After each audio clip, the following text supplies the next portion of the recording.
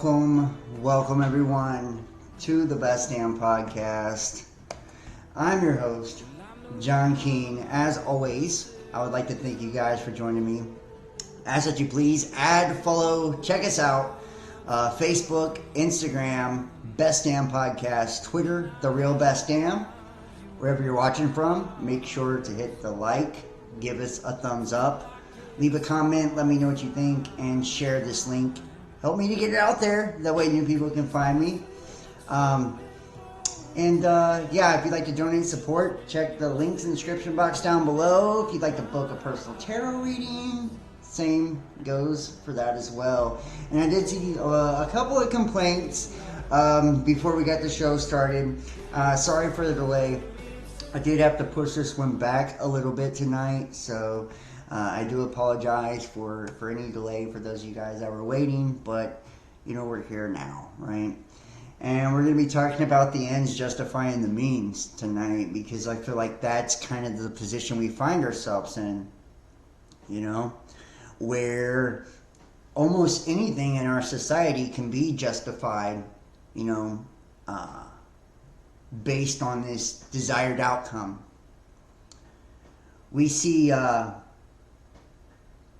agenda for our entire world that only continues to get crazier and crazier as each day goes on.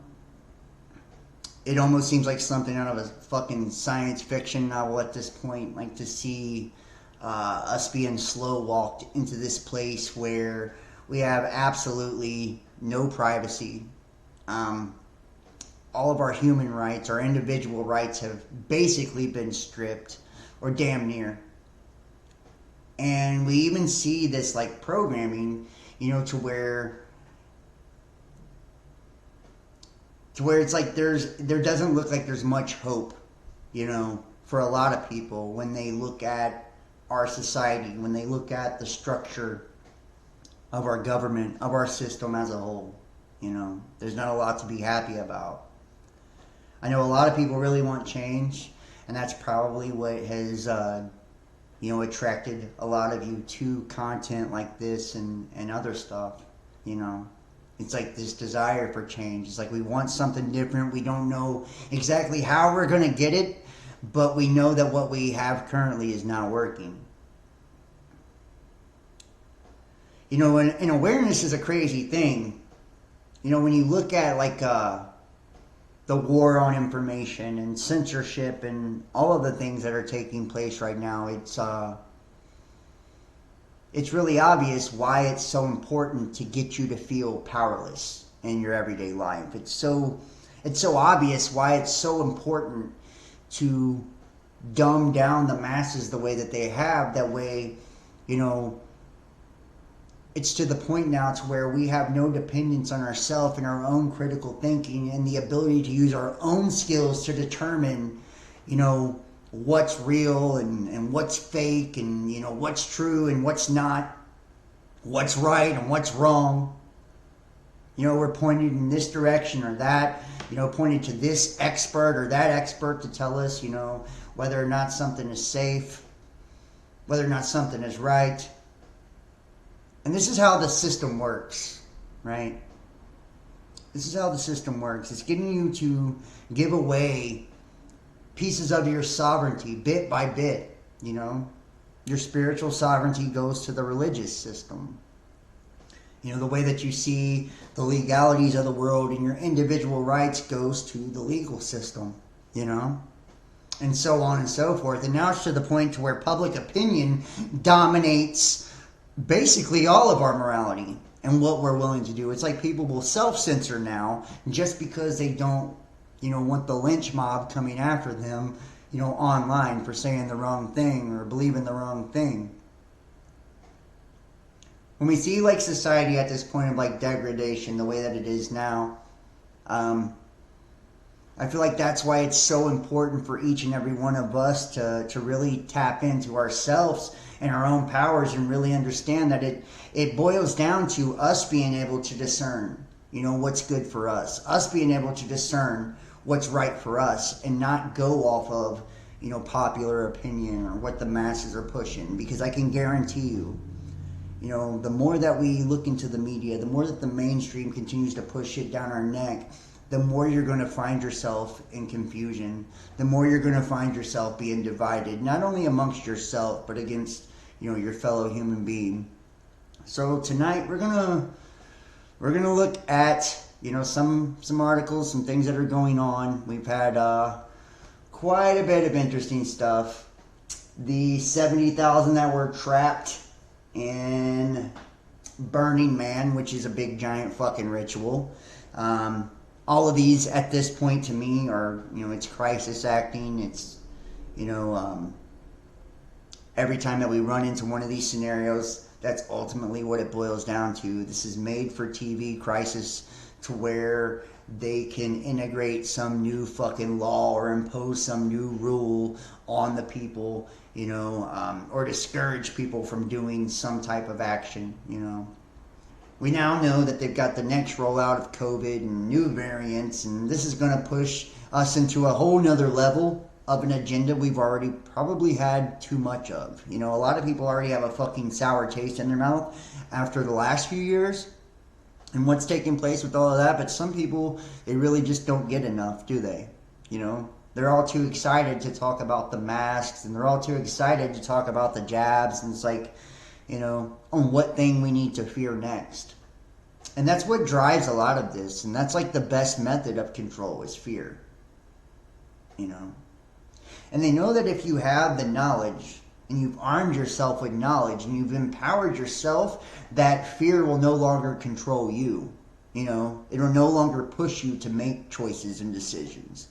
You'll make them from a place of stability within yourself. You'll have a firm foundation within yourself.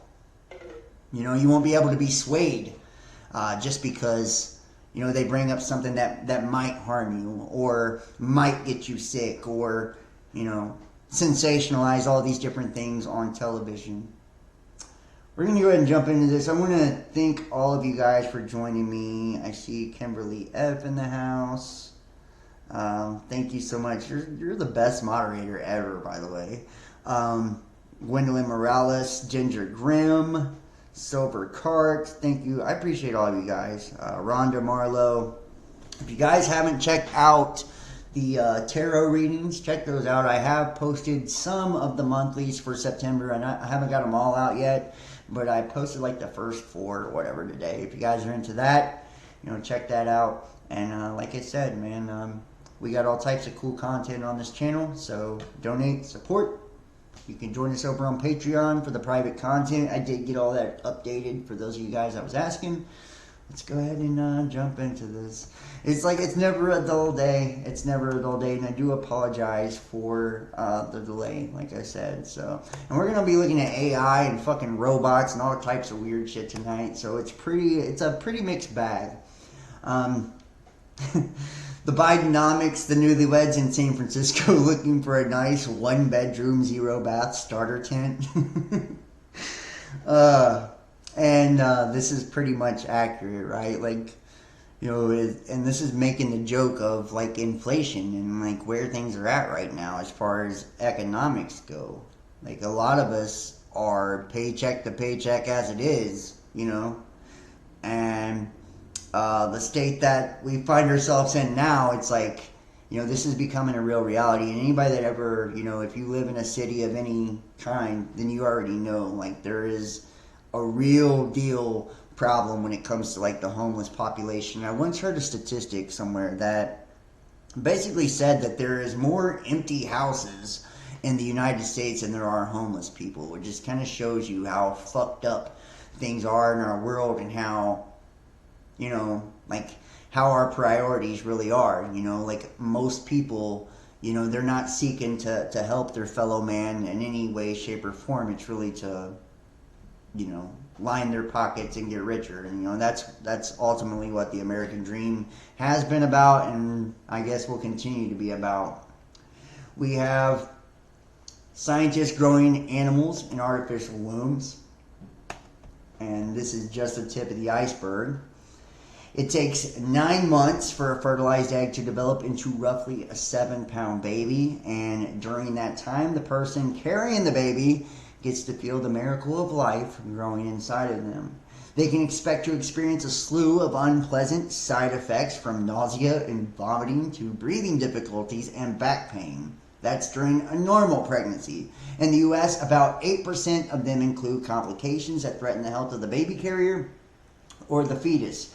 Childbirth, meanwhile, is painful at best and fatal at worst.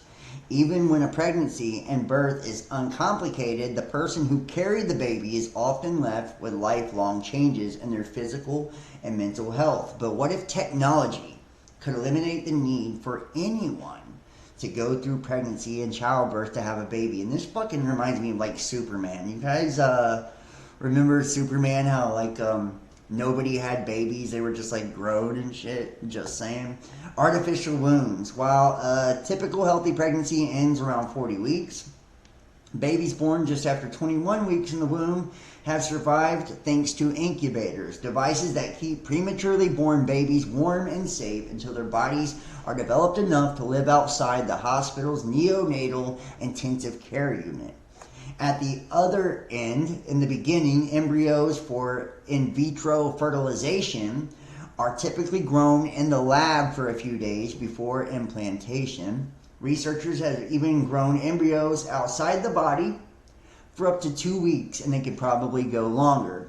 Some scientists think we could take this as a major step further, creating fully artificial wombs that provide the ideal environment from conception through gestation, eliminating the need to actually carry a baby inside the body. And this, to me, you know, we're going to talk about a lot of technology tonight. We've got a lot of weird AI shit on this, robots and all kinds of shit. Like, this to me is like taking us to that next step. When we talk about the age of Aquarius, and I've said this a million times, I feel like, and people who's not into the astrology and all that, you can eat a dick, but it's ultimately the Aquarian age is about technology. You know, not only is it changing our social structure and becoming more about the collective, and that's why you see things shifting in that, you know, direction when it comes to like, you know, kind of like a collective centered as opposed to the individual. And that's why you see this major shift in the way that society is structured socially. And I'm not attributing this to just the social engineering that the governments and shit, you know, implement on the populations. I'm talking about this is something that would naturally happen, but obviously the powers that be, you know, they use these things for their benefit. But also, it is a transhumanist thing. It's about technology. The Aquarian age is about shifting into a technological age as well. The hypothetical process of developing a fetus outside of the body is known as ectogenesis. And not only would it eliminate the many health risks linked to pregnancy and childbirth, it would also make biological reproduction available to people for whom it's currently difficult or impossible. And think about, every time. Think about, the fact that we're seeing like this culling taking place, and sterility it's up so high, especially in males. I feel like fucking 50% of males are sterile now or some shit like that. It's insane. And how we see this agenda for depopulation like taking place, this would almost, you know, kind of roll out this era to where it would be like all designer babies and only those who could afford, you know, to create these lab-grown kids would be able to have them. A person who lost their uterus to cancer, for example, could have an embryo created in the lab, like in IVF, but implant it in an artificial womb for gestation rather than using a human surrogate, which is an ethically fraught practice. By eliminating the need for surrogacy, artificial wombs could also make it easier for gay couples to have biological children. And if you have conditioned all of the population to essentially gravitate towards same-sex marriage and transgender and all of that, then you're going to need to come up with some solution for reproduction, right? Because nobody's going to be reproducing if the pieces don't fit, if you know what I'm saying. Just saying, just putting that out there. Further on the horizon, if scientists can replicate their success creating embryos from the DNA of same-sex mice and people, Any two people might one day be able to have biological children related to both of them. I swear to God, every time I do a video, I get the fucking yawns. It says, where are we now? Artificial wombs would fill in the critical gap between IVF and incubators. They don't exist yet outside of science fiction, but they're getting closer to reality. In 2017, researchers from the Children's Hospital of Philadelphia unveiled the biobag, part of an artificial womb.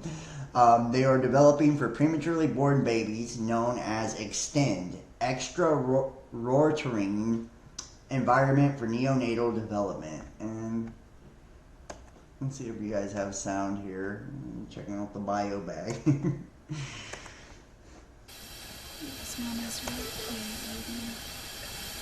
I think that most physicians who remember their first encounter in the NICU with a critically low birth weight premature infant, they're fascinatingly resilient. At the same time, they present a real clinical conundrum.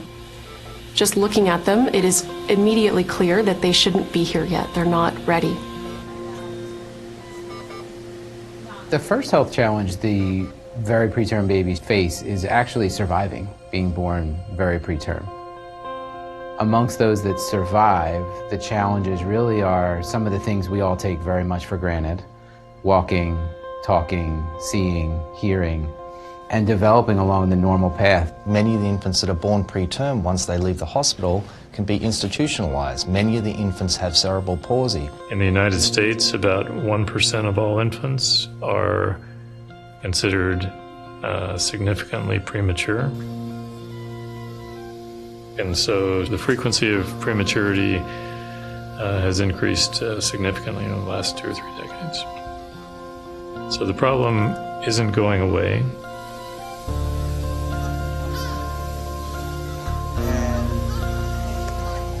You know, what's really crazy about this is like, this is how they always spin things like this, when they're like pushing for artificial wombs or pushing for any fucking agenda, just to be honest. Like, they're going to get it through by hitting you right in the fucking feels, you know what I mean? They're showing you a bunch of babies and it's like, who's anti-baby, nobody, but really we know, like, what's underlying of this. Yes, there's good causes for a lot of technology, but also it's because we're being shifted into a direction that there's not going to be the same ability for natural childbirth or the same ability for us to reproduce like we once could. Not only is it an agenda, through, homosexuality and all of that, and I'm not knocking that in any way, shape, or form. People do what they do, but the truth is we are seeing that propagated. Like, if that offends you, I'm sorry, but it's true. That gets force-fed to the masses quite often, matter of fact. I even think I did a video not too long ago where we talked about like the Grammys or some shit like that. Like, and they didn't have like one biracial person, one LGBTQ person or whatever. Like, they couldn't be nominated for an award for the, like the new requirements. It's like, because that's social engineering. It's like conditioning us to behave in certain ways, or to even change, our sexual habits and what we perceive to be healthy and things like that. But not only are we being pushed, with the homosexual agenda onto our children, because they are sexualizing children and all that. That's why we have all the little drag shows and shit, reading books to kids and all of that. You guys are very familiar with all of those things. We have that as well with the trans agenda. So it's like, also they're catching these kids before they even hit puberty, and they're mutilating them. They're making it to where they could never reproduce. And because of this, on top of the GMOs, on top of the graphene that's being plugged into everybody, like, this is causing major fertility problems as well. So it's almost going to be as if the only people that are even have the ability to be fertile enough to conceive or healthy enough to carry, the baby to term, It's going to be few and far between. So this, to me, and it's like you also know with the CRISPR technology and the designer babies, like artificial wombs is like a natural progression.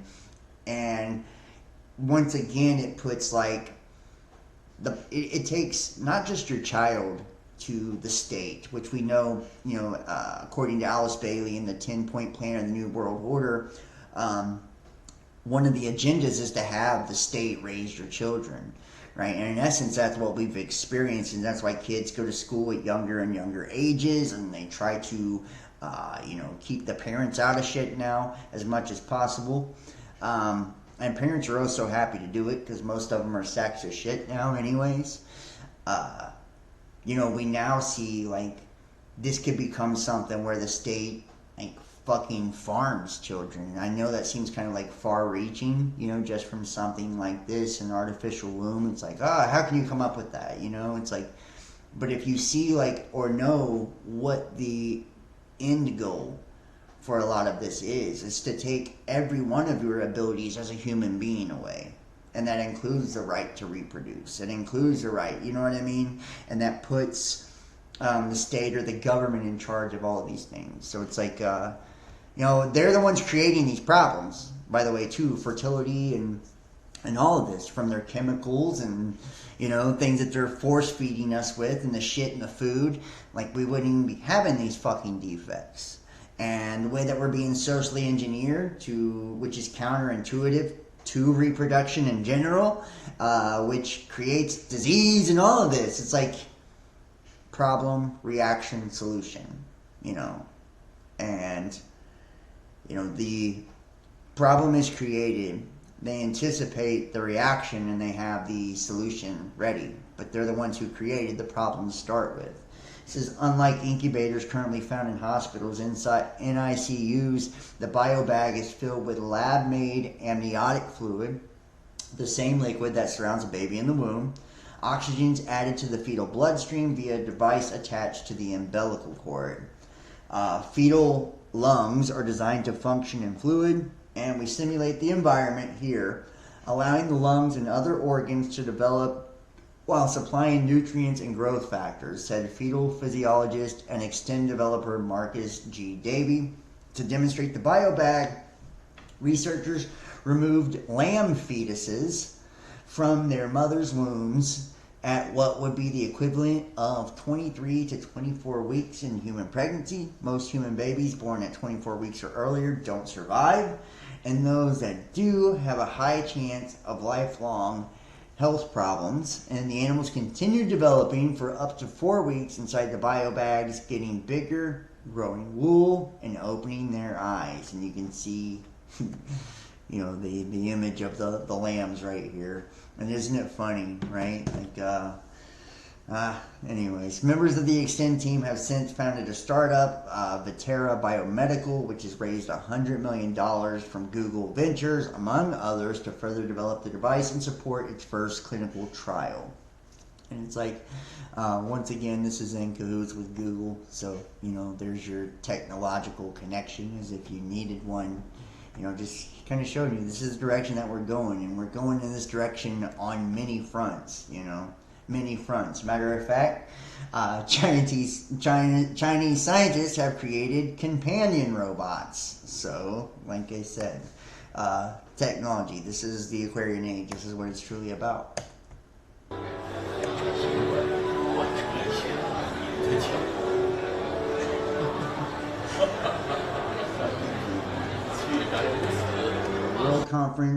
World Robot Conference in Beijing. Robots with human-like skin, facial expressions, and physical movement show off mimicking skills.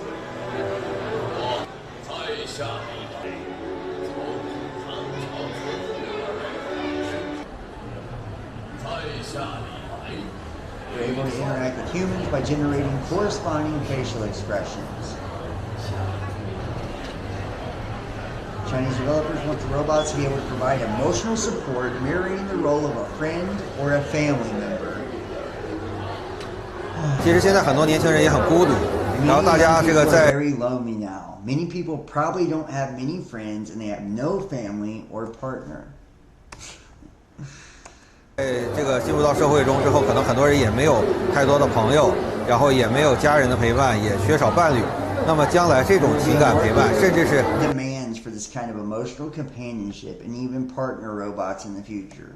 伴侣机器人也是一个市场需求。那么老年人的需求就更直接，就是我们现在。And for the elderly, there are not too many young people now, and many of them are away from home, and it's difficult for them to accompany the elderly. 现在年轻人确实少，然后很多年轻人离开家，然后也很难陪伴在老人身边，所以陪伴老人的这个需求是我们现在为什么总在提说老人陪护的机器人。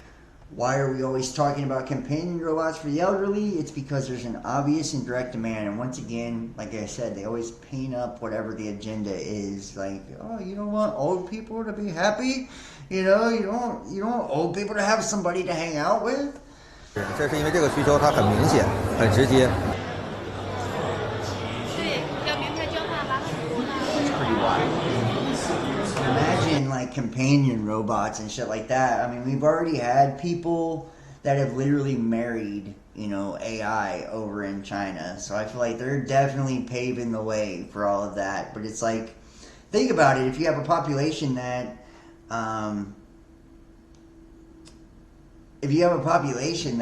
literally, you know, they can't reproduce anyways. They can't do any of this shit anyways. They're not like humans anyways. Then what's the harm, right? In having a robot companion. And I feel like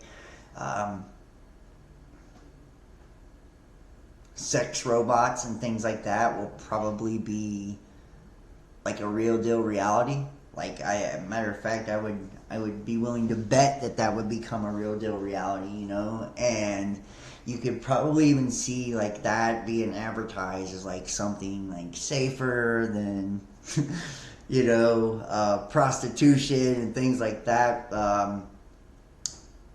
And I would have to say that a lot of people now, because we're like so socially awkward, you know, like as a whole, I wouldn't be surprised to see a lot of people, you know, gravitate more towards something like that. There's a lot of people I know that spend more time with their computer than they do with people by far. And if you think about the time that a lot of people spend with their phones, you know, then we're really getting into it. You know, it's like human interaction is becoming less and less, and human connection is becoming less and less. And because of that, we see ourselves, we're struggling with it, you know, as a whole. That's why, like, divorce rates are so high. That's why, you know, people have fucking 10 times the sexual partners that they used to, you know, in a lifetime. Or that's why relationships as a whole struggle like they do, you know. It's because we haven't learned the people skills, you know, or we don't value human connection the way that we once did. You know, it's everything has become so easy. It's like this, you know, the fast food generation. It's like even love. And imagine if you can give somebody a robot that will do anything you say, and probably do it better than the human being, right? Robots, I'm almost certain they don't get tired. You know, they don't have bad days. They never have shitty attitudes, right? Like, so you can imagine how this could really, really become a thing, you know, especially for, you know, people that are, like, socially awkward, or, you know, there's some people that, that would prefer, you know, would prefer things over human interaction as is now. So imagine if it was totally available for them to have a partner that was a robot. That's all I'm going to say about that. So, pretty crazy, man. Pretty crazy. And it's like, I feel like we're really headed in that direction, you know. And it's like a lot of people don't believe that we, you know, like that we're as close as we are, but we really are. We're like on the cusp of that, you know, like what we call like the future and sci-fi and all of that. It's like we're living that now. We're watching that unfold now. And AI is going to revolutionize the way that our entire world, is. It already has in so many ways, but I feel like we're just at the cusp of all of that. We're really about to see society change in a major, major way, and it's going to have a lot to do with, robots and technology and artificial intelligence, and we see there is like this push for it, and there's not really anything slowing it down. So how is this going to change us on a fundamental level? I feel like it already has. Like I said, we're already more socially awkward. We already don't value human companionship, human connection like we once did. But I only see that getting worse, and I only see things progressing in this direction. It's getting bad when CNN is calling Fauci out. Dr. Fauci responds to a study that says masks didn't work. And I'm so fucking sick of hearing this, but hey. There's an uptick in COVID cases and a new variant called BA.286, some 3.5 years since the pandemic was first identified. But if public health officials feel it necessary to ask America to mask up again, how many would comply? The Drudge Report led its website this morning with the headline, "Not Again, Mask Up in New York." Lead story at CBS News this morning, COVID hospitalizations on the rise as U.S. enters Labor Day weekend. The past several weeks have seen reports from all over the country of a rise in cases, and yes, the CDC reports COVID-19 hospital admissions are up more than 19% in the most recent week. In a few school districts, this has even led to canceled classes and sporting events.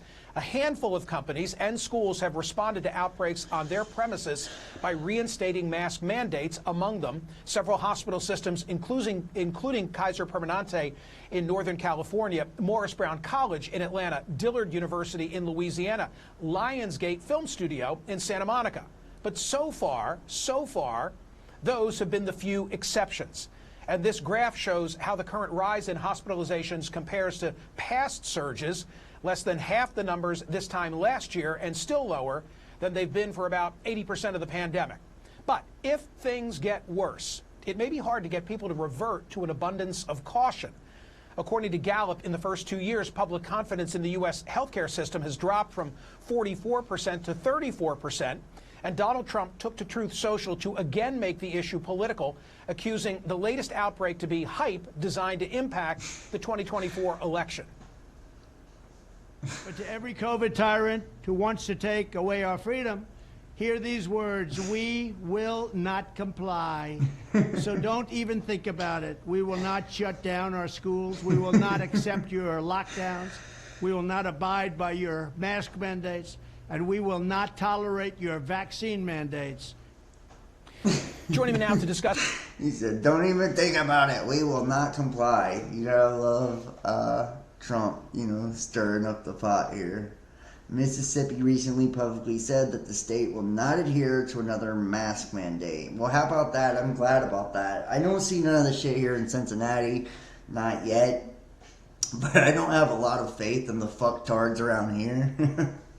Just being all the way real with you, these motherfuckers in this area are straight up idiots, so I imagine they'll just go along with whatever they're told.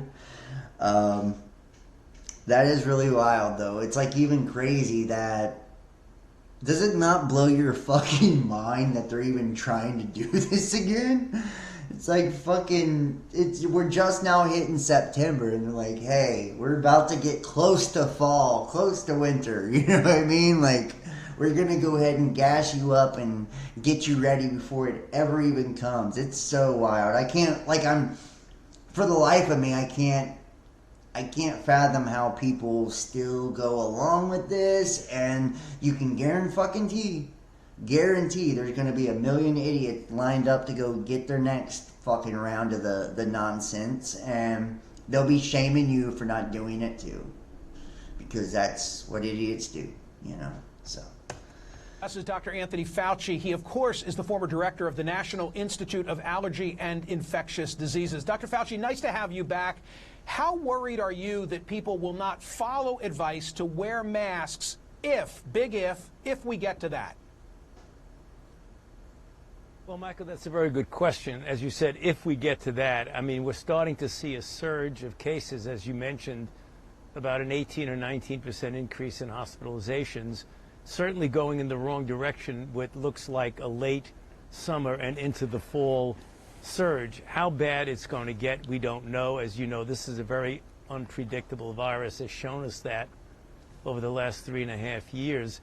I am concerned that people will not abide by recommendations. And we're not talking about mandates or forcing anybody, but when you have a situation where the volume of cases in society gets to a reasonably high level, particularly the vulnerable, those who are elderly and those with underlying conditions, are going to be more susceptible and vulnerable. You guys have all heard it before, but I mean, I don't know. This is just fucking mind-blowing. But you can already see where the agenda is going. They're prepping you for it, guys. This is the end of the summer. You even heard him. Like, we're getting prepared into the summer, going into fall. This is already going to let you know what type of winter you're going to have, what the agenda is for this winter. And I can guarantee there's people that miss the mask. They miss the mandates. They miss the lockdowns. And I know that sounds nuts to some of you to even like fathom that that's true, but it is, you know.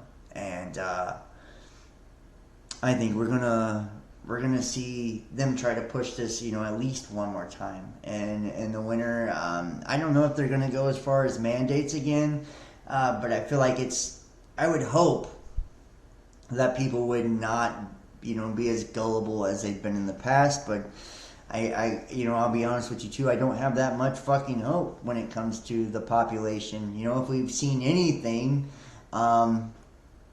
we've seen that, you know, people will fall for just about anything. You know, if it's on the television, then it's true, right? And it's like, this is what I mean, like when we're giving our sovereignty away, it's like, what's good for our own health, we no longer get to decide what's good for ourselves, right? If a doctor says it, you don't even have to be our doctor, just any doctor. Well, then that's true. It has to be, right? No matter what your belief on it is, no matter what your research says, it's null and void. We had a scientist or a doctor say, so everybody better do that. You know, same thing when it comes to like religion and spiritual shit. It's like, oh, well, a pastor or a priest or whatever, you know, said this is how it is, so that's how it is. And it's like, this is how you get, you know, like, you know, all these sheep that just conform to everything they're told. They're going to fall in line with this. They always have. They always will. And sadly, it's like a part of me, and I know it's like a Dr. Evil part of me, but it's like, it's almost like if these people are that gullible and that stupid, you know, to continue to fall for this shit, it's like, well then, do we really need them in the population anyways? You know what I mean?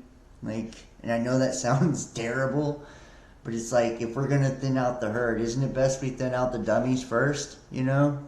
And I feel like that's probably how these people see it. It's like, if you're that fucking stupid, then, you know, you get what you get, you know? And I hate to even sound like that, but, you know, it's to the point to where, like, think about it, like, as a whole, like, the shit that we're all being forced to and subjugated to because of, like, you know, a bunch of dumbasses that want to conform to everything they're told or want to virtue signal over every little issue or cancel everyone that doesn't agree with them. It's like, you know, like, when is enough? And it's like, when do we stop trying to stop these people from damaging themselves and just let them do what they want to do, because they're going to anyways, you know, and allow natural selection to take place, you know? It's like, if they're going to take the population under 500 million, I would be fucking surprised if we even had 500 million people that were able to think for themselves, first off. But if we do, you know, I would much rather it be a population of people that, you know, actually know how to make their own decisions and know how to critically think and weren't gullible enough to fall for every fucking agenda that came out and weren't socially engineered to the point that they weren't recognizable as human beings, you know. So, just saying. Like, if they're going to do it, you might as well let them do it like that. Yeah, it is a fucking clown world. That's what it is.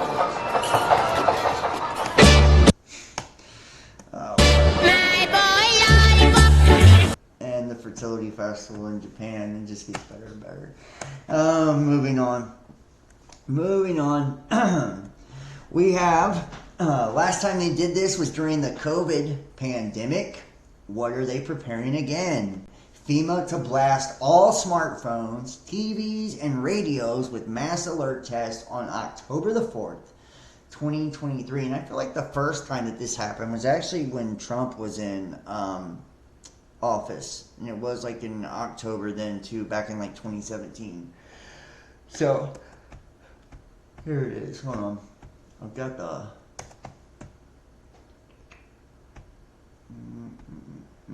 right here.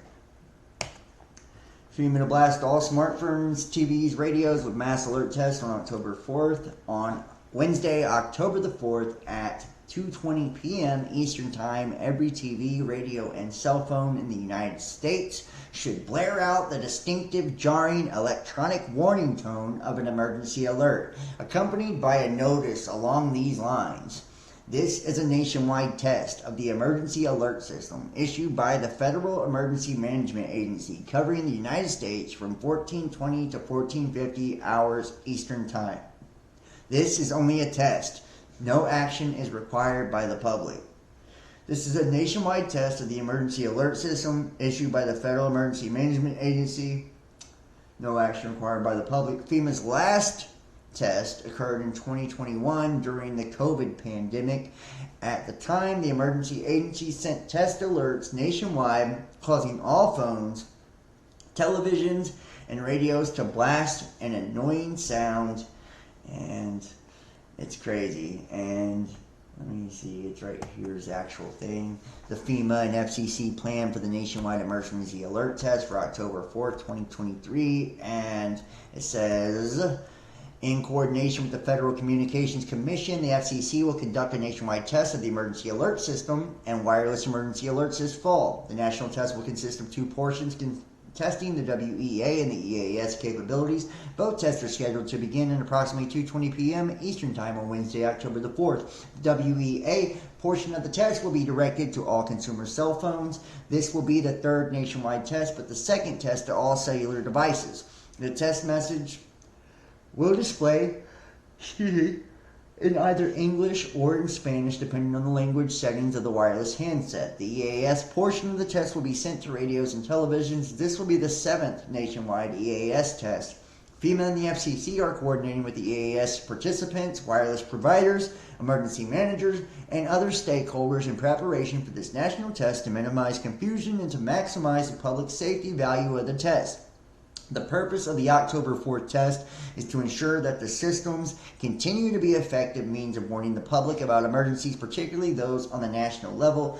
In the case of the October 4th test is postponed due to widespread severe weather or other significant events, the backup testing date is October the 11th. So if you guys want to check that out, you're more than welcome to. I'll drop the link.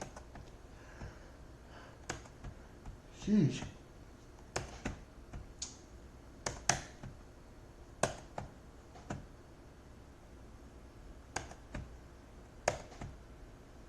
Close this down here, but it's like now they're gearing up the emergency alert test. Pretty weird that you can call it just a coincidence or whatever you want to call it, but it is pretty strange that the last time this happened, this was during the COVID pandemic and all that shit. So it does make one kind of wonder, especially seeing all the shit that's coming out now about the new variants and the push for all of that. And like speaking of that, right here, can we go from a variant of no concern to the largest vaccination rollout in the UK? The rollout of flu and COVID-19 vaccines has been brought forward to September 11th due to the emergence of what is being termed a new variant that apparently came to light on the 18th of August. At the moment, there has been little incitement of fear, yet at the beginning of the year, the UK Health Security Agency said they expected the largest vaccination program in the UK. Excuse me, guys, I apologize. The NHS officials have indicated that BA286, which came to light on the 18th of August is the most concerning since the arrival of Omicron. Yet scientists also say it has mutated but has not been classed as a variant of concern, reported Sky News. Nevertheless, they added that the vaccination efforts aimed at care home residents and those who are immunocompromised will now start on the 11th of September, 9/11, rather than the initial October date. The group will be followed by carers, pregnant women, social care personnel, and individuals aged 65 and above, all of whom will receive booster shots this upcoming winter. How about that? So they're going to do the new rollout on 9/11. Dropping the emergency alerts here in October. 9/11, they're going to start, getting everybody prepared for this crap with the boosters, and they've already got Fauci rolling out. It's like they've got it all ready to go, don't they? Gender reveal in Mexico turned deadly Saturday when a stunt plane involved in the celebration crashed in front of oblivious partygoers. And like I was talking about at the very beginning of this video, this is what gets pushed. The gender reveal shit and all of that. So of course they need artificial wombs. Nobody's going to be able to have babies before too long.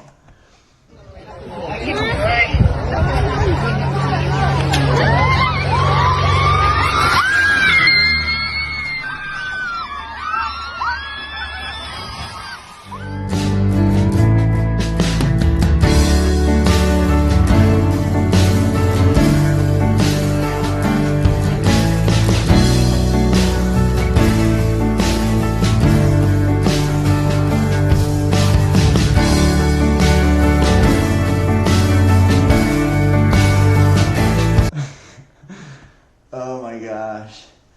These gender reveal parties, yeah.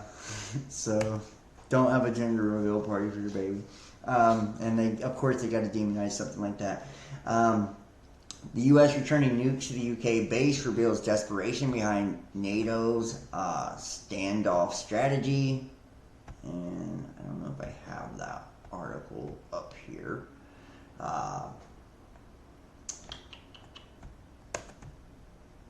But this just kind of lets you know, U.S. returning nukes to the U.K. base reveals desperation behind NATO's standoff strategy, reveals retired U.S. Air Force Lieutenant Colonel.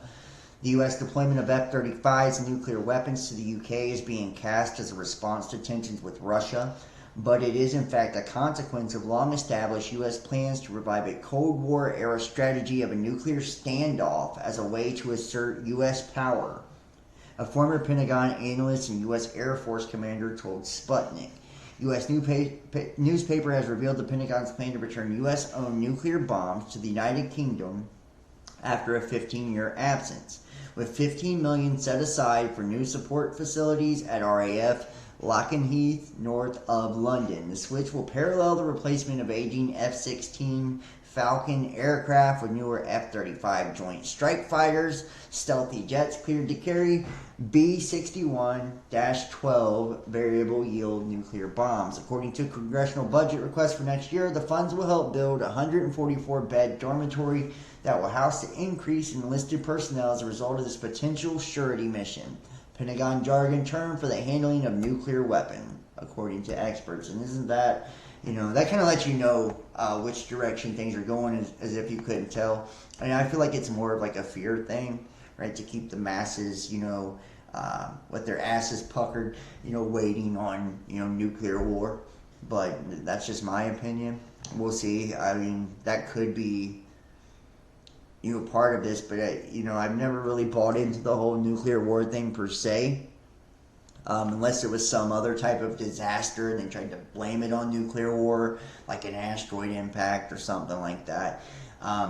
Because of where would, the elites live if they drop nukes all over the planet. It just really don't make a whole lot of sense. Deserts turning into rivers after Burning Man mud, and now flash floods on Las Vegas Strip as major power outages leave more than 4,000 residents suffering blackouts, and flash floods sweep Las Vegas. Let's see here. And there's no sound in this video, just so you know. Well, look at that. It's pretty fucking wild. You know, and the whole Burning Man shit, you know, like I said, that was more of the crisis shit. They sensationalized the fuck out of that, and that made the news cycle, and you can guarantee it's just to bring more attention to that ritual, you know, just like always. We're being suckered into feeding into these things on a daily basis, you know, and that's why I don't do too much of the conspiracy shit anymore. It's like I just don't want to feed into the negativity. I don't want to feed into their bullshit spells. I don't want to feed into the social engineering. It's like the only reason I even talk about this shit is so I can show people what's even really going on. And even then, you know, it's like, is it even worth it, you know?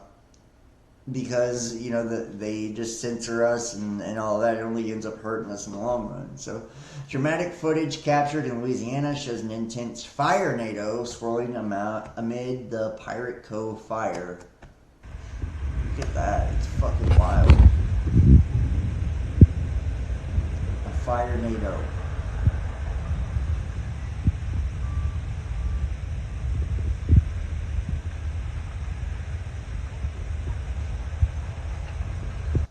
And you know, it's like, I don't feel like a lot of this shit was even a thing when I was younger, but, you know, what do I know, right? What do I know?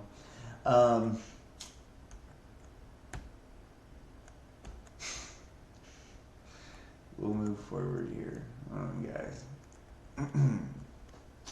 Remember when the FDA tweeted to tell people, to stop taking ivermectin because you are not a horse? The FDA implausibly told a federal district court that those tweets did not contain medical advice. The court just told the FDA to stop practicing medicine. Yep, the court said FDA overstepped its authority with anti-ivermectin campaign. Never trust any government agency. And isn't that fucking interesting? You see the "you are not a horse" thing. It alerted millions of Americans via social media midway through the COVID-19 pandemic. The agency had discerned that some people were treating their symptoms using the animal version of a drug called ivermectin. FDA decided to target the practice via the horse message and others like it. And you know what? You know, that was intentional. I don't know about people using the animal version of that. They were talking about basically, you know, any version of that. So, more than 5,000 babies across the United States were abducted by a supposedly charitable organization between 1924 and 1950. The group targeted poor Southern families and developed a black market for white babies. I am not fucking surprised. This woman stole children from the poor to give to the rich.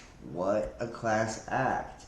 It says babies were snatched off the streets by strangers in passing cars, or taken from daycare centers or church basements where they played, or stolen from hospitals right after birth, passed from doctor to nurse to uninformed social worker before vanishing in an instant. Some were dropped into dismal orphanages, others were sent to a new family, their identities wiped, no questions asked. Most would never see their birth parents again. While it sounds like something out of a Dickens or the Brothers Grimm, this happened in the United States in the 20th century, thousands of times. It was the dark handiwork of the Memphis branch of the Tennessee Children's Home Society, a supposedly charitable organization led by a woman named Georgia Tann.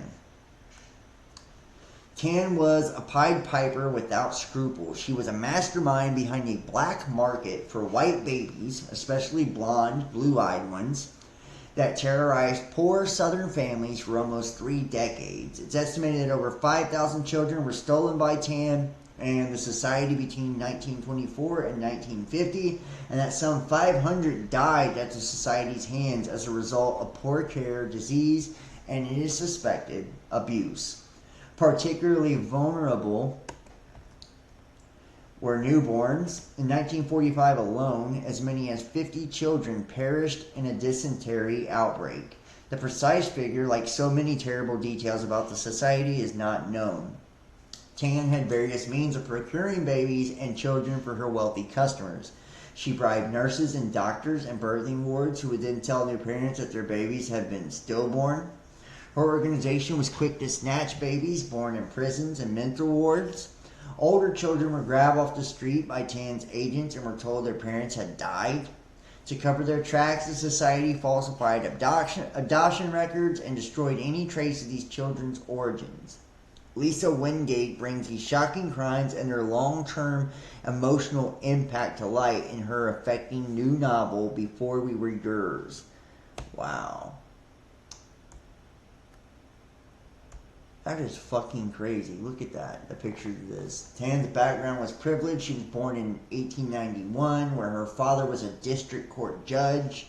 One of the responsibilities was dealing with homeless children who were wards of the state.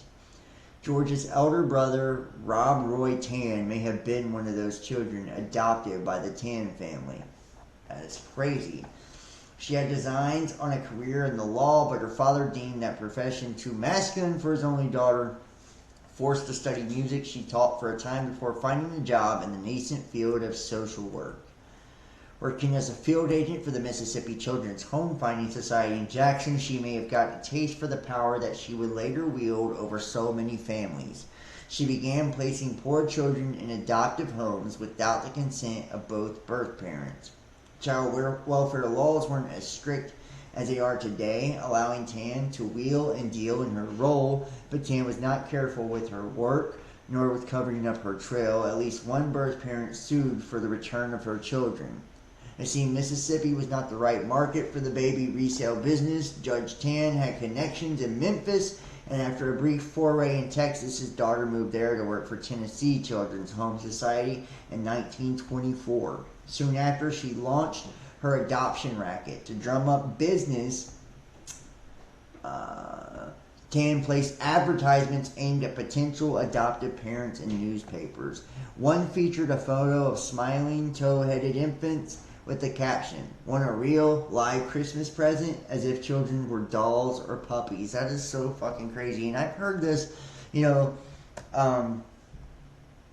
more than just this story here. This is just kind of like the origins of something like this. But I'm sure many of you have, heard of, social workers and,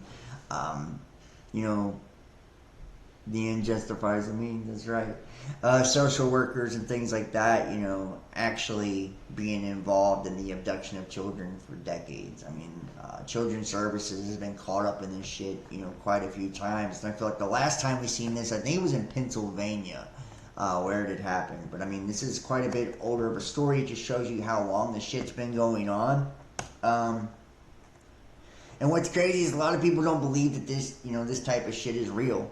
Really, they think like this could never happen, and that's kind of what's really wild about it. And how about this? This is crazy. Well, we already have congressional and presidential jobs for seniors, so might as well make it a trifecta. Oh my gosh, military jobs for seniors. Pretty weird, right? Maybe that's because 77% of young Americans are too fat, mentally ill, and on drugs to join the military.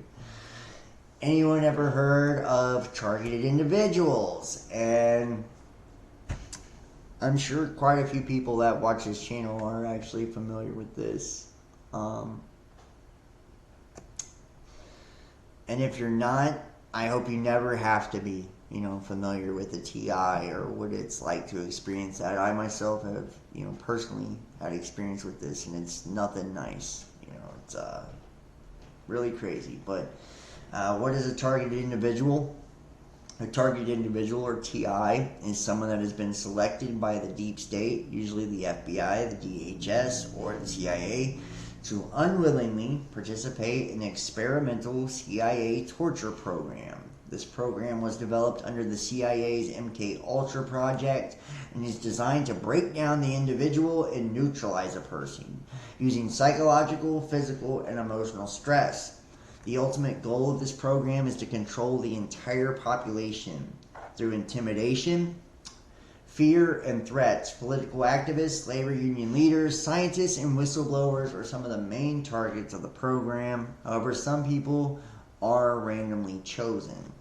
And instead of looking at the technology, look at the messaging. Torture is fine so long as it stops a terrorist. The government can track you down wherever you might hide, point a gun at anyone you disagree with. The CIA's role behind the scenes in Hollywood goes deeper than what you think. And we're going to look at the targeted individual shit first.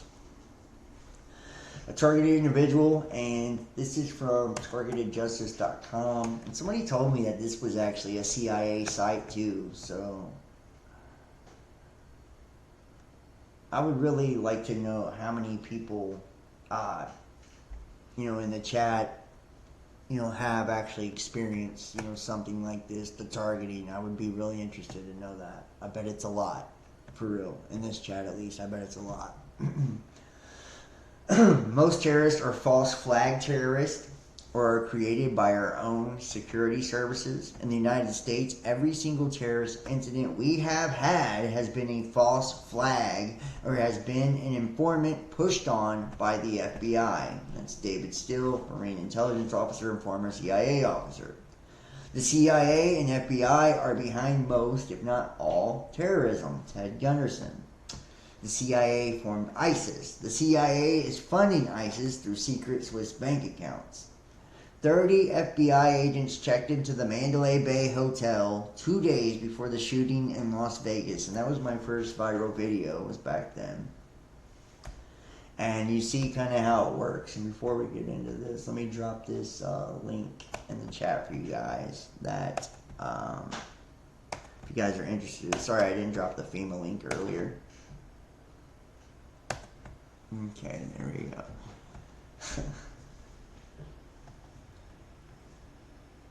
Yeah, you can't let them take your piece.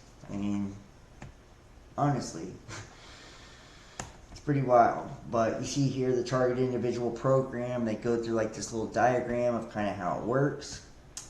First, it's a standard nomination form by the FBI, the CIA, or the DHS, or government agency. And I'm not going to really talk about, my experiences with this, but I just, let's just say Department of Homeland Security and all that, are most definitely involved. The DOJ and the FBI, they're placed on a watch list as non-investigative subjects. Then we have through the Council of Foreign Relations, which directs the program.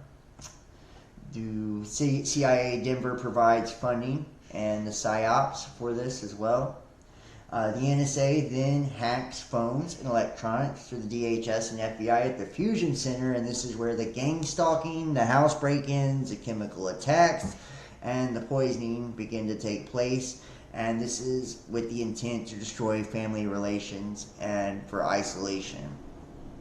And me, myself, when I went through this, I've experienced every last one of these things, where things will be moved around in my home, where, I was attacked with aerosols, gang stalk, street theater. Mine went a little deeper than that, but, family relations destroyed, isolated, the whole nine. This is done through Schriever Air Force Base, United States Air Force. And you can see here the Lockheed GPS satellite tracking, the Vercator attacks, and the cell tower attacks, which is digital beamforming. And this is how they do the voice to skull, or V2K, the implants, and the remote neural monitoring. And through these cell towers, they are able to block legal help. You can't call the police or anything like that, and block medical help. FirstNet.com, AT&T. It's like rerouted, like you try to call somebody to help you in these scenarios, and it's rerouted to somebody else, and it's like not the normal police that's sent there and shit like that. It's very crazy, and a lot of this is to make you look insane, to discredit you or whatnot. It's someone that's been selected by the deep state to unwillingly participate in the experimental CIA torture program. The program was developed under the CIA's MKUltra project, designed to break down the individual and neutralize the person. using psychological, physical, and emotional stress. The ultimate goal of the program is to control the entire population through intimidation, fear, and threats. Political activists, labor union leaders, scientists, and whistleblowers are some of the main targets of the program. However, some people are randomly chosen. Family and spousal relationships are usually destroyed as part of the psychological torture, and I did experience that as well. The FBI and DHS fusion centers run the global gang stalking program, which is designed to harass, intimidate, and break down the target. The FBI outsources much of the local harassment to community groups such as InfraGard, Citizens Corps, and Neighborhood Watch. Targeted individuals are placed on the terrorist watch list and tracked as non-investigative subjects so that the local police and ambulances can be instructed not to assist with their emergency calls through FirstNet.com, which is run by AT&T. At the FBI, targeting officers or targeting coordinators identify and nominate new people to the suspected terrorist list whose only crime is being a whistleblower or a political activist. According to the Office of the Inspector General, 97% of these people have no known ties to terrorism, yet they are placed on this secret list. FBI managers are paid bonuses up to $50,000 each year to add people to the list. Recently, the FBI started claiming that Christian Catholics are domestic terrorists, and so are parents that object to child pornography in their schools. The CIA and Air Force operate the microwave weapons program through the underground complex at Schriever Air Force Base near Colorado Springs. The Vercator microwave satellite weapon and digital beamforming from cell phone towers are used. The microwave beams generally target the head and cause long-term brain damage. See the recent brain trauma of the Cuban diplomats, also caused by microwave weapons, according to Dr. Douglas Smith, MD at the University of Pennsylvania, and Dr. Beatrice Gollum, Maryland, MD, PhD at the University of California, San Diego. State Department signal experts Mark Lindsay has also confirmed the diplomats were definitely attacked with microwave weapons. Dr. David Relman led an investigation into the National Academies of Science and determined that Havana syndrome is likely caused by microwave weapons. Voice-to-skull, or V2K signals, can be embedded in the microwave frequency, which allows the government criminals to send constant, hate-filled messages at the target. It's called the Frey effect, or microwave auditory effect, after Dr. Alan Frey. There are numerous U.S. patents on these technologies, and it is likely that most of the mass shooting events are orchestrated by the CIA and FBI using the techniques developed under the CIA's MK Ultra program. And you know what? What was it? Like the Batman theater shooter? He had actually went to the FBI and said he was hearing voices and all this before, that happened. So I do believe that as well. I believe a lot of these people, these patsies, are, people that's been in this program, and they're able to influence them to do certain things. The subliminal messaging program is run by the CIA's domestic headquarters in Denver. They're targeting senators, congressmen, judges, foreign leaders, and even the president. These subliminal messages can be used to alter a person's behavior and decisions. And you can see we're breaking it down for the microwave weapons attacks on civilians. The whole nine here. If you're submitting budget proposals for a law enforcement agency, for an intelligence agency, you're not going to submit the proposal that we won the war on terror and everything's great, because the first thing's going to happen is your budget's going to be cut in half. It's my opposite of Jesse Jackson's keep hope alive. This is keep fear alive. Keep it alive. Keep fear alive. And that's how they get all of us. And it says the FBI admits that they only need to keep fear alive to justify their terror budget each year. InfraGard is a terrorist organization that's controlled by the FBI. They break into people's homes, they threaten, steal, perform illegal surveillance, assault and battery, continuous harassment, and even attempted murder. Targeted individuals call it gang stalking. You can see here's the overview of the individual program. How the U.S. Air Force tracks everyone. It's fucking crazy too. Like, and this is real as fuck, y'all. So if you have never looked into this, this is something I would strongly encourage you to look into. It's not any bullshit. This shit's legit, and they ruin people's lives every day with this shit.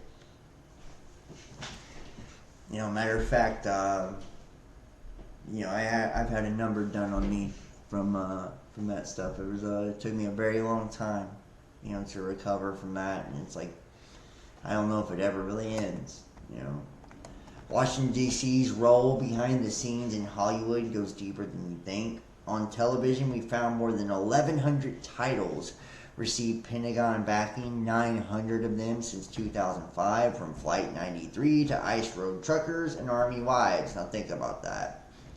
They're totally controlling the media, every way, shape, form, and facet. All the movies that you're watching, right? Totally controlling and censoring the internet.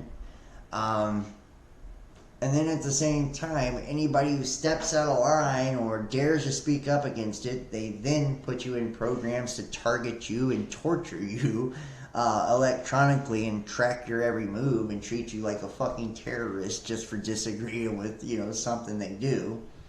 And it's not even just that. Not only that, they're rolling out all these agendas to cull the population, to get people sick, to kill them, dumb them down. And we have somehow arrived to this point to where, people still believe that we can turn it around.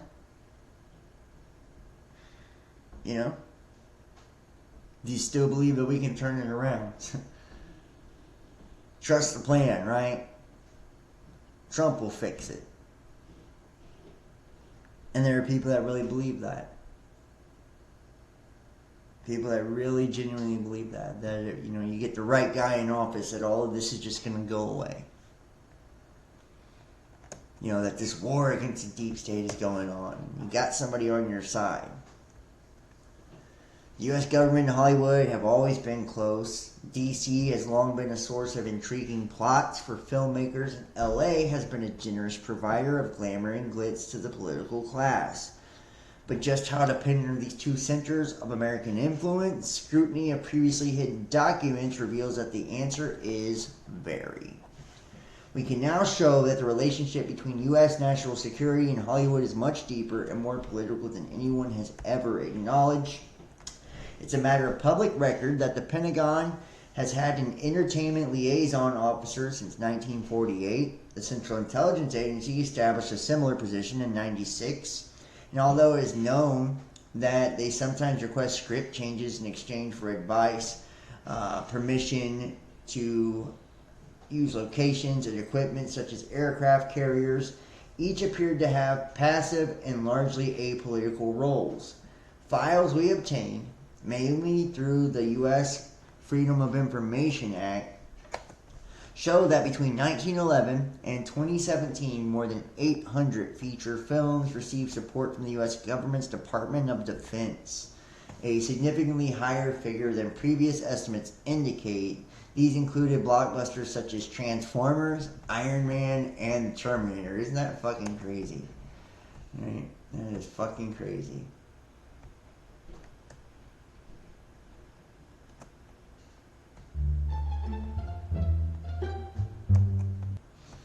Spy culture, government involvement in the entertainment industry. And it's like, yeah, I'm not going to go through all that, but just think about that too. It says on television we found more than 1,100 titles received Pentagon backing, 900 of them since 2005.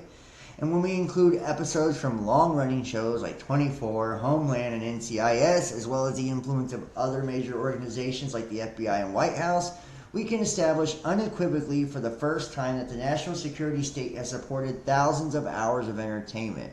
For its part, the CIA has assisted in 60 film and television shows since its formation in 1947.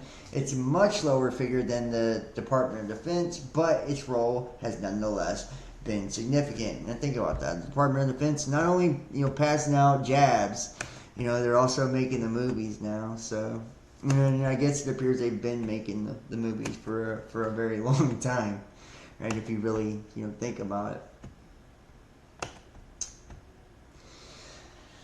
it. And you're the job they're going to finish. First, I thought this was a joke slogan for Biden 2024, but no, they chose let's finish the job, and this is fucked up. Like, this is the real slogan. Let's finish the job. Like, it's right in your face. It's like whatever's left of America, whatever's left of your freedom, whatever's left of the population. Let's finish the job. What job are they finishing? If they're talking about the destruction of America, the best slogan would be mission accomplished. And just gonna leave this one alone. Mountain Dew, Maui Burst. It's like it's all, and this is like that subliminal messaging, like a lot of people don't believe in the power of sigils and symbolism, and they wonder like why I'm always talking about, the witchcraft and all of that. It's like, this is why. Excuse me. It doesn't take too much for someone to see that, a lot of this stuff is predictive programming. They put it right in your face before it ever comes to fruition. He says, what should be worrisome to all is that the fact this time around big business is bracing for an actual downturn. It's going to be a real hard bump this time around. Speculation grows that Warren Buffett is bracing for a recession as consumer confidence plummets and retailers fall in hard times. So you got Buffett bracing for the recession, and county officials have not disclosed where road closures were put up on August 8th, the night of the fire in Lahaina town. But evacuees have shared timestamped videos showing how their paths were obstructed. By meeting with evacuees and cataloging their video, a more robust timeline comes into focus, and there are some surprises. Lahaina Luna Road, where it meets the highway, that was shut down at one point. Keawe Street and Honoapilani northbound was shut down during the height of the evacuation for over 2 hours. Downed power lines entangle these cars on Honoapilani Highway near Kapunakea, 1 block north of Lahaina Gateway. This man at 2:53 p.m. August 8th is unsure if the lines are energized and removes the power line from his SUV using a branch. Videos shot by Travis Miller shortly after he goes in and out of Safeway at 3 p.m. show northbound lanes then shut down. This video shows no cars on the blocked-off highway still, 5:24 p.m., 2.5 hours later, when Debbie Schultz-Peterson shot this video. Miller's video documented the lane closure during that time. He says police directed traffic down Keawe Street into the cannery. And either went out the backside on the front street. I could see that everyone was blocked, so I went out and I came this way, and I got under the power line. Though we are not crossing the barricade, we're told we cannot film here. You go somewhere else, but you guys not allowed here. Big cloud of black smoke past the window. Before 4:30 p.m., Chantal Katnak is on the other side of the road closure, trying to get to the highway north from the vicinity of the bypass. There was only one cop in that area where we were at, blocking for us to go to Keawe Street. She and her son Keanu can't even get down to the cannery. She follows a line of cars, taking a residential back road north, leading through Waikuli. She detours to Old Stewart Road, which eventually becomes a dirt residential street. However, the bypass is right behind her, only it's closed. But there's more. Those trying to exit the middle of town from Lahaina Luna are also obstructed, heading southbound. And it's like, seriously, how many of these different, scenarios and situations have we seen, where it's like the most suspect shit, imaginable taking place during, these tragedies. For this one in particular, it's them blocking off the roads, the sirens not going off, and, the million other things that were very, very wrong with this, And this seems to be like a common denominator whenever we look at like these events, these crisis events. And that's what gets people up in arms. That's what makes people think like this is done intentionally. And not to mention, you know, all the predictive programming with the Mountain Dew and Maui Blast and all that shit, right? Like, that's just icing on the cake, you know, as far as I'm concerned, and as far as a lot of people are concerned. You know, you think about the roads that are closed, the people, you know, the schools that were shut down. It's like the same song and dance, no matter, you know, where we go, you know, how we look at it. It's like, you know, Las Vegas and the school shootings and all that. You guys remember, it's like they had drills that day. 9/11, they had drills that day. You know, it's like the same shit over and over and over. You know, but somehow I guess that this is just, you know, people think that, you know, we just make this stuff up because we're crazy, I guess, and we have, you know, we have nothing better to do, I guess. I don't know, right? When they try to bribe people into getting vaccinated by giving away free burgers, it should have been a red flag for most people.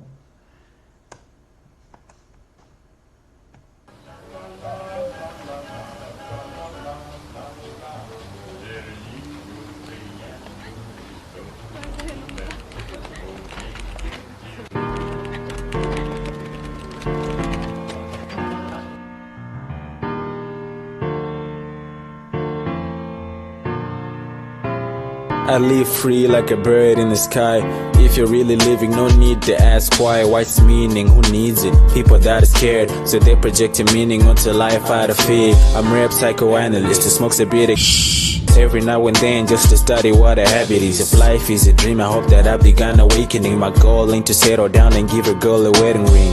Nah, that's not for me. You say you want. Yeah, and at the same time,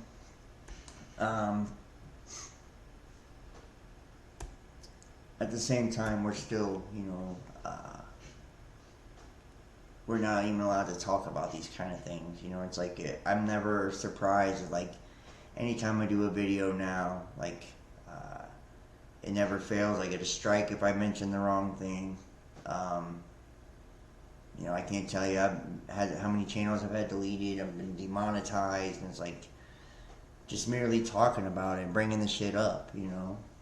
And let me show you this too before, and it's only about to get worse. Today the UN will publish the final draft of a bill which will remove all your rights to privacy. And this is the UN Cyber Crime Treaty negotiations entering the final phase. Time is running short to bolster human rights. The UN Cybercrime Treaty. Over the past 10 days, delegates from around the world convened the United Nations headquarters in New York for 6 round of negotiations on the draft text of a first ever UN convention combating cybercrime. And the negotiations over the new UN Cybercrime Treaty have evolved into a diplomatic proxy war between democracies and their authoritarian rivals over competing future visions, the internet, technology, and human rights in the digital age, pitting the United States and its allies against Russia and China at the United Nations. And here it is. This is a draft text of the convention and the preamble. And like I said, it's like it's only getting worse. And we'll read some of this.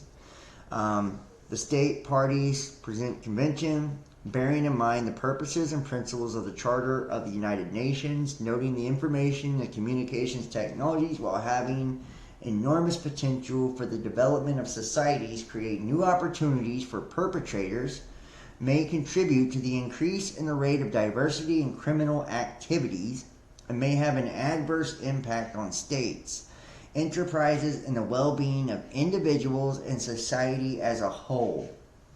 Concerned that the use of a computer system, an information and communications technology device, can have considerable impact on the scale, speed, and scope of criminal offenses, including offenses related to terrorism, trafficking in persons, smuggling of migrants, illicit manufacturing of and trafficking in firearms, their parts, components, and ammunition, drug trafficking, and trafficking in cultural property.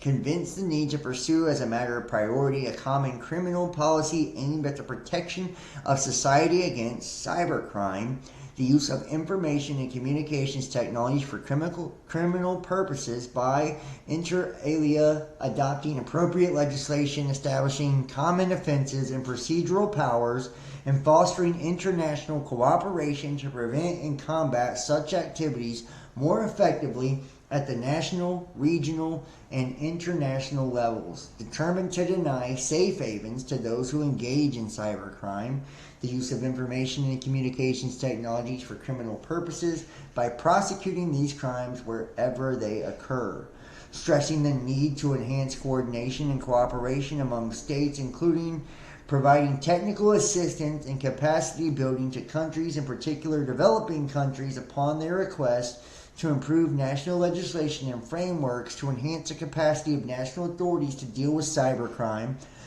the use of information and communications technologies for criminal purposes in all its forms, including the prevention, detection, investigation, and prosecution, emphasizing this context and role the United Nations play.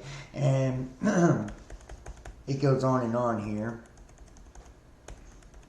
And you can see strengthen the measures to prevent the combat. It's got all the countries listed here. And just imagine, like when we were looking at this, the targeted individual stuff, what they're actually, trying to do with this cybercrime shit. And you not have the ability to get help anywhere else once they have deemed you a cyber criminal. They can tee off on you in the same fucking way that's happening here in the United States to innocent people every day. Remember, 97% of the people that have been targeted have no affiliations with any terrorist of any way, shape, form, and facet. These are just people that disagree with policy, people that voice their opinion, or dissatisfaction with the government in general, or political parties in general. And these people are having their entire fucking lives ruined, and now they're trying to make this not just like a national fucking thing. This is, this is international. International. Through the UN. And you can see, like, everything is pushing more and more in this direction. U.S. military plans to unleash thousands of autonomous war robots over the next 2 years. It's like, I don't know how many different things when it comes to fucking robots and all of this that I've shown today, from artificial wombs to robots to attacking of cybercrime, to let you know, like, the Aquarian Age is no fucking joke. It's no joke. And as we all shift into, a more technological age, you better fucking believe the powers that be are using this to their advantage, and they're using it to oppress and control the people. They're using this to stifle out freedom, and to smother out any attempt to get out from under this totalitarian one world system that we're all being oppressed by currently, and is going to continue to tighten its grip around the throats of all of us, until they have accomplished their agenda of culling and the depopulation of the masses. So, it is getting a little late, so I'm going to wrap this one up, guys. I didn't want to, do too long. I will be coming back probably either tomorrow or the next day with, a little bit longer, more video. And I'll be finishing up the tarot readings and all of that as well. So make sure you guys are checking out the daily 3-minute reads. Check out, the 12 signs as well for the tarot readings. And yeah, it's definitely time to put our differences aside. Like, it really is. It really is, for real. Like, we gotta stop. And it's like, and here's the worst part, like, it feels really discouraging. I do this stuff, and it's like, we can't even get people to support any movement like this whatsoever. People are too afraid, or, too busted, too broke. It's like crazy. Got the Cash App. I did not. I don't know if you just sent it. I'll check after the video, but if so, I appreciate that. Anybody who donates and supports, I appreciate it. I just want you all to know, like, I can't tell you how grateful I am for all that you guys do. Everybody that, take the time, hit the like, share the link. It helps me get it out there. And if you can, donate, support. it does help me tremendously, not just to live and stuff, but to continue to do this. So you can join us on Patreon, exclusive content, book a personal tarot reading. Information's down below, and check out all the other content. I love you guys so much, and I'll see you next time. You'll have a good one. Peace.